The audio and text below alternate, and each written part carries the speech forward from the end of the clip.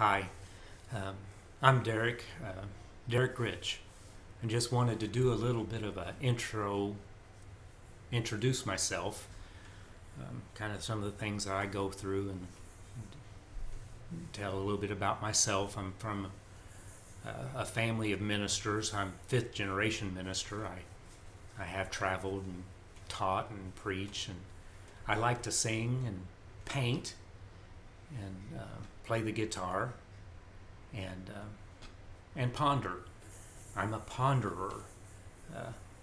After watching an interview of certain people who were sensitive to electromagnetic fields, that kind of made them nauseated when they were around them, the person that was doing the interview said to the interviewee, "What do you tell people when they say that's all in your head?" And she just defended herself, said it was real, and started describing the symptoms that she goes through. But while I was listening to that, I was thinking, isn't everything we ever experience in our head? Our perception of everything around us comes from our head. Without a head, we definitely have no perception. So is everything I experience in my head? Of course it is. Where else would it be? My foot? I don't think so. Or different things of maybe what it would be like to be released from this shell, and the confines of the limitations of our own brain and our limited cognitive ability to be released and calculate off the atoms in the air, or ponder different things. And don't get me started on observer cube theory. But I just like to ponder, theorize. I'm pretty open-minded and like to think of what could be or what possibly is. I don't take myself too serious, and don't get upset with someone who doesn't quite agree with me, because the fact of the matter is I do the best I know how to do with my own limited cognitive ability, and I could be wrong. It's not a big deal. It's just fun. But I've said that to work up the nerve to say this. And when I say work up the nerve, I've preached in front of hundreds and never had a problem. I don't have a problem public speaking. But when I get in front of a camera and start talking about my own trials and my own trouble and what I go through, man, I get nervous. And but I was diagnosed with Tourette's, and I've mentioned that before in writings, like if I'd write a paragraph on Facebook, or while I'm painting, if I'm painting a picture, I might say, "Oh, by the way, some of you might not know I have Tourette's," whatever. But I don't get that much into it, and that's a way to smooth it over because it's such a sensitive thing. So in this case, when I'm aiming it at myself,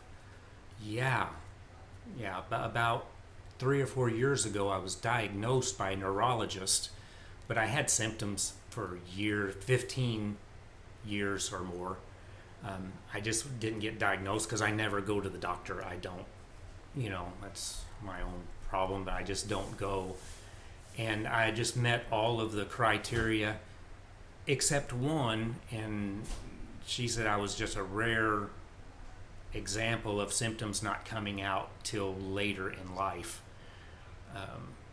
They checked for a mass to see, and they didn't see anything up there except brains. Yay! So that was good. So she very frankly said, "Hey, by the way, you have Tourette's." And I pretty much said, "Woof, really?" But hey, they say only about 10% of the people with Tourette's actually swear. That's not, real common. But yeah, I guess I should go buy a lottery ticket, because that's part of mine too, which is really humbling and somewhat humiliating for a preacher to say, dumb stuff like, hey, dumbass. Yeah, it's not cool, and sometimes it probably gets worse when I focus on it when I talk about it. Yeah, I've said, dang, you're pretty, to girls that were not really that attractive. So then I scratch my head and say, oh, do I tell him I didn't mean it? Would that make it worse? Oh, yeah. But I'm pretty sure I've been 21 years in the medical field, and probably anybody in that field can tell you that that is a high stress job, and we work with not a lot of, where we're understaffed.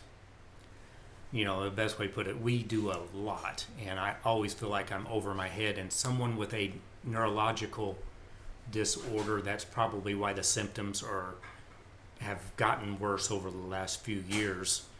It's probably something I need to consider doing something else, but I've done it for so long. If I had to think about what I'd like to be doing, yeah, I'd like to be a gentleman farmer and take my produce to the market, but I might be living in the wrong decade. Yeah. But I'm also a member of the International High IQ Society, which is really kind of cool. They've got a website and you can take a test, and they've got this IQ test that's in 6 parts.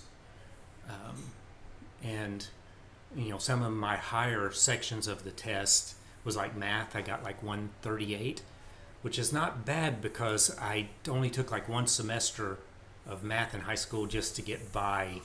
I done the least I could to graduate. Yeah, that's like me too. Sorry.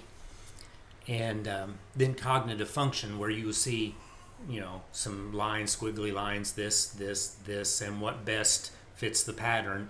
And I've got a 150 on that, and you'll say that if you score 150 or better, a lot of times it could be even higher.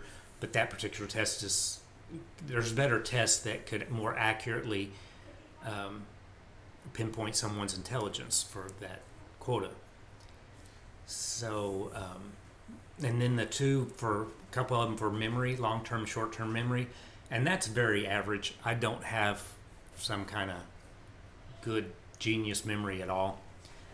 And the others, I forgot. Yeah, sorry.